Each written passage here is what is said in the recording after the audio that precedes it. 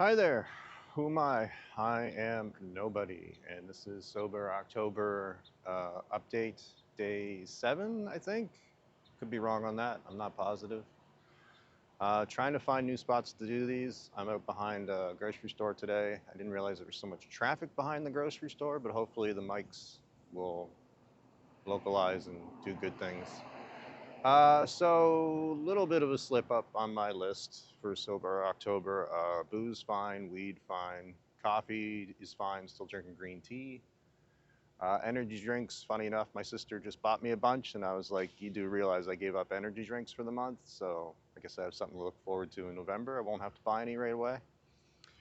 Then we get into the others. The smoking has not been great. A little better yesterday. I managed to stick to the hour minimum the whole way, except for when I had a green tea in the morning. But the adult materials, I kind of trapped myself there. I went on Twitter to see my posts because I keep forgetting to post these on Twitter, and I forgot I followed a latex fetish glam model out of Montreal.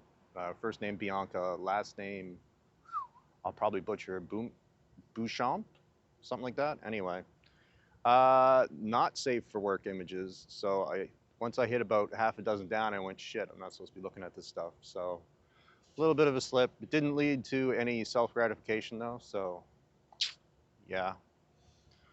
Um, I guess I want to talk a little bit about, well, your well-being, right? Your mental health, your stress. The city right now, and I imagine most cities, I think across the whole country of Canada, and probably lots of other places too, there's a huge housing crisis going on here right now, and the vacancy rate has been less than 1% for well over 5 years. And the landlords were all starting to jack the rents till COVID hit. So now we've got this like temporary rent cap that went from 2% to 5% this year. So this year my rent increase was 5%.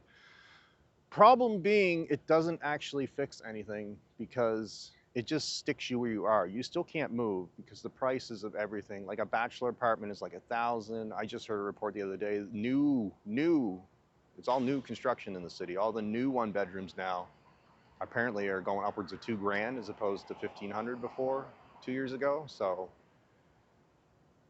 basically, you're forced to living with two or three other people, even if that's not your thing, to get by. Like if you were to work minimum wage right now in the city, which just went up to $15 as of October 1st, and you go by the statistical how much you should spend on your rent, which is about 30% of your income, right?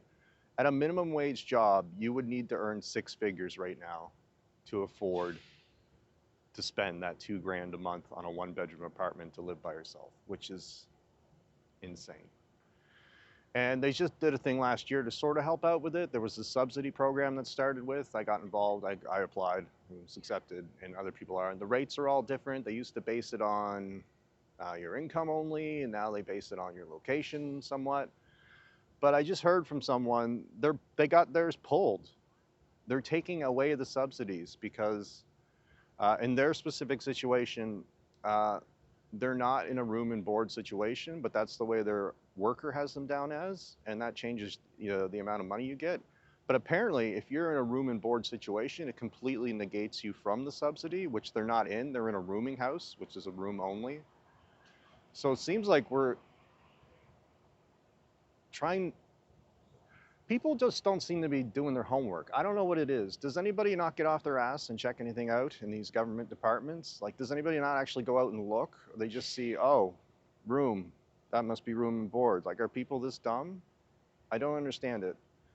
But basically, it's going to force a whole bunch of new, it just started, so it's going to force a whole new wave of people out into the tents in all the tent cities we got around the city. So instead of getting more people affordable housing, we're forcing them back. We're forcing more people out in the tents now. And the fact that the rent cap that I talked about earlier, it's tied to the unit, or sorry, no, it's tied to the tenant, not the unit. So when the tenant leaves, if they get forced out for whatever reason, like they can't afford to anymore and they have to go somewhere else, then the rent just goes to the roof for the next person, right? So I don't know what the answer is, but the fact that it's just completely being ignored, there's all this new construction. I only heard of a couple buildings that are doing a little bit of affordable rental stuff, and it's still not affordable. It's just affordable compared to the current market, right? It's a terrible situation. All it does is create stress and anxiety. And you want to talk about something that's destroying people's mental health right now? It's the housing crisis in this city. And I'd love to know why the government's not focused more on it. They got in the conservatives on healthcare. Well, does mental health care not count? Do we not give a shit about people's well-being anymore? I don't know. Bit of a rant. I could go on, but I don't want these videos to be like forever. So as always, I'll just leave you with if you feel like your mental health is at risk or you're in crisis, you should always know that someone out there, I screwed it up. You should talk, someone will listen. Thanks.